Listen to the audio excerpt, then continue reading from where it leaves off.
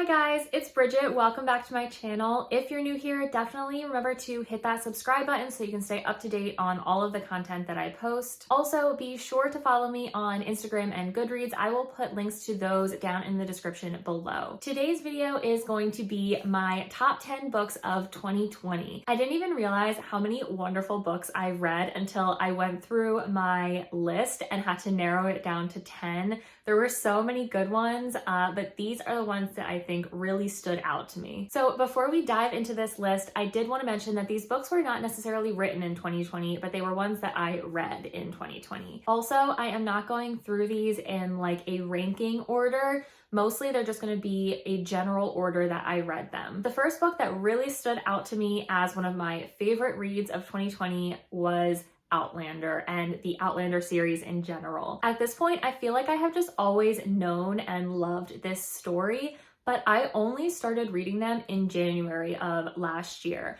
I can't even believe it. It just feels like a story that's always been a part of my life. After I read them, I watched the TV show and then I made my wife Addie watch it with me and now she's obsessed. And it's just become such a part of our lives. We're constantly referencing it or making jokes about it, and I can't even imagine if I hadn't picked it up this year. For anyone that doesn't know, Outlander is about a woman, Claire, who finds herself transported back in time to the 1700s Scotland. And there she meets Jamie and she falls in love with him. The books then just follow their adventures through the years, and it's just like this huge saga of their life. There are like those fantastical elements to it, like the time travel obviously, and like slight mentions and instances of magic. I mean, nothing like outright like wizardry or like anything like that, but just like something that you can't quite explain. This is a series that I would just recommend to everyone because it just covers everything. You've got fantasy and romance and historical fiction, and it's just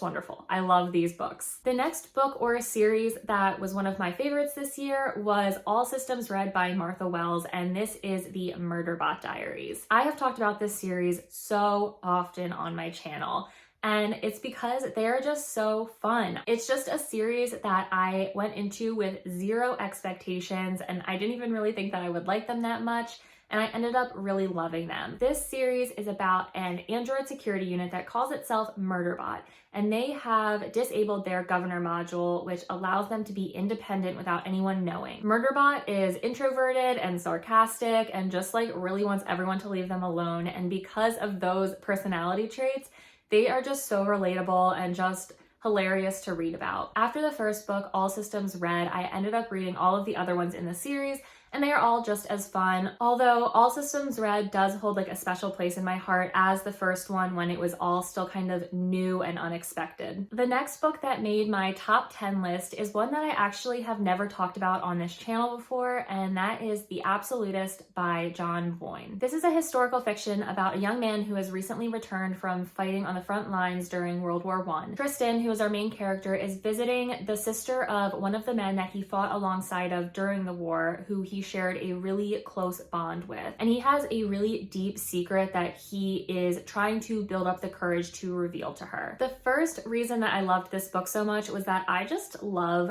wartime historical fiction in general. I think that that kind of setting just really is so tragic and senseless, but it also can show like the strength of the bonds between people. This one in particular just made me so angry because I mean, World War I in general was just such a senseless war, and the trauma that these men had to go through is just like unfathomable to most people. Also, the relationship between Tristan and Will was so complicated and interesting and frustrating, but it was so fantastic and so emotional to read about. I would definitely recommend this one to anyone who likes wartime or just historical fiction or LGBT fiction. It just made me feel like every emotion. Next, I would not be able to wrap up 2020 without mentioning the Mistborn series by Brandon Sanderson. This was the first series that I read by Sanderson, and it did not disappoint. It was just so much fun and just like lived up to all of the hype that everyone was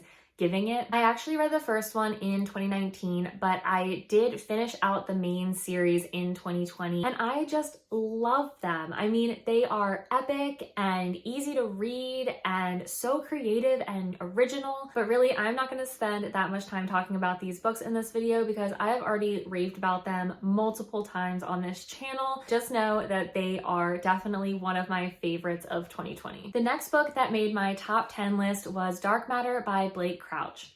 And this is a fast-paced sci-fi novel about a man who one day is kidnapped and knocked out, and when he wakes up, he seems to be in this world where everything is slightly different than he remembers it being. His wife and son are nowhere to be found. He is in this laboratory and everyone's telling him he's like a scientist, and he is trying to figure out what is going on. This book is so twisty and turny, and I read it in like one sitting. It was so good, and I just would recommend it to anyone who likes fast-paced sci-fi books. I also just love this book because, at least in my opinion, it read a lot like a movie, which I just love reading books like that because it's just such a fun experience when you're reading them. Another favorite for 2020 was The Song of Achilles by Madeline Miller. I feel like everyone who reads this book just ends up loving it. I don't think I've heard of anyone who reads it and then is just like, meh, not really for me. Everyone just seems to be so moved by this story, myself included. The story is a retelling of Achilles and Patroclus and their love for each other. A lot of the descriptions of this book talk about their friendship or their deep bond, but like, I kind of hate that because it's not a friendship. They love each other. They're in a relationship. But I was just so moved by it. I mean, it's just such a beautiful, tragic story, and like every emotion that you can feel, I felt in this book. I cried, I like rooted for them. It was just beautiful, and I can see why so many people love it, and I'm so glad that I read it in 2020. The next book that I had to add to this list was Six of Crows by Leigh Bardugo. I am so late to the game on this one. It seems like everyone had read this except for me, and I finally picked it up this year, and oh my gosh, it was amazing.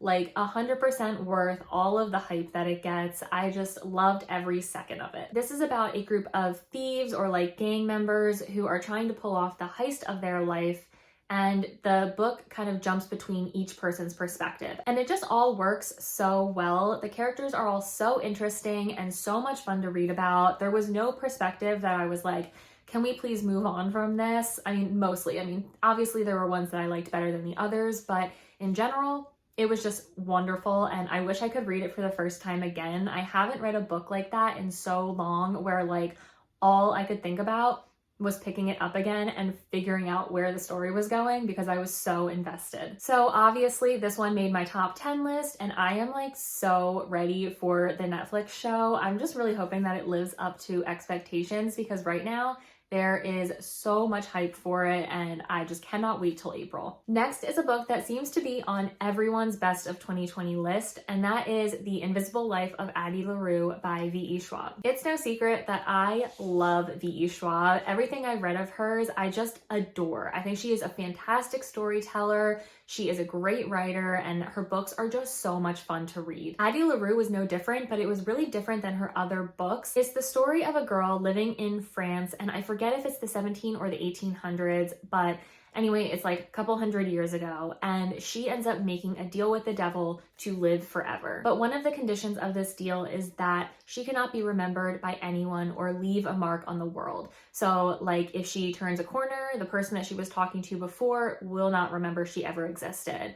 So she struggles a lot because of this, because she doesn't exist to the world. The book jumps from 2014 in present day to the past, where you kind of follow her as she learns the rules of the deal that she's made and makes her way through the world. I just loved this book like so many other people. My favorite part was definitely the relationship between Addie and Luke, who is the devil that she made the deal with. It was just this epic tale of her life, and it leaves it kind of ambiguous at the end, which I really loved. I mean, I wish that this was going to be a series, but I think it's just a standalone, but regardless, definitely one of my top books of the year. The next book on this list is a memoir called The Last Girl by Nadia Murad. And this is a really recent read of mine, and I just had to put it on this list because it is so fresh in my mind and it left such an impact on me. This memoir talks about the genocide of the Yazidi people in Iraq in 2014, and Nadia's experience being taken as a sex slave for ISIS. It was honestly one of the most difficult and emotional books I have read in a while, but it was so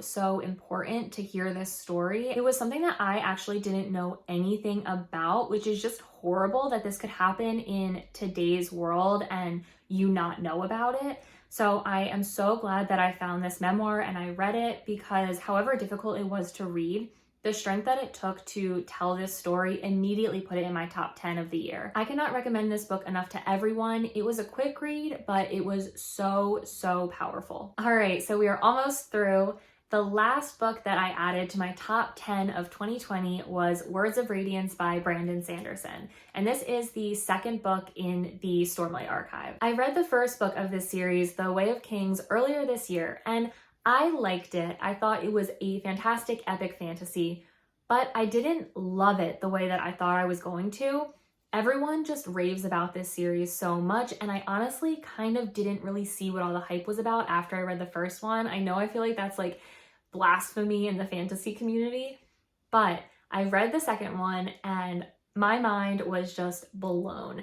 I could not believe how much better the second one was than the first one. I honestly think it's because when you go into the second one, you know the characters, you know the world and the magic system and the politics, so you don't spend as much time playing catch up. I am just so in love with this series now. I cannot wait to read the third one. I totally get what all the hype is about, and like, this is the fantasy series of all fantasy series, at least in my opinion.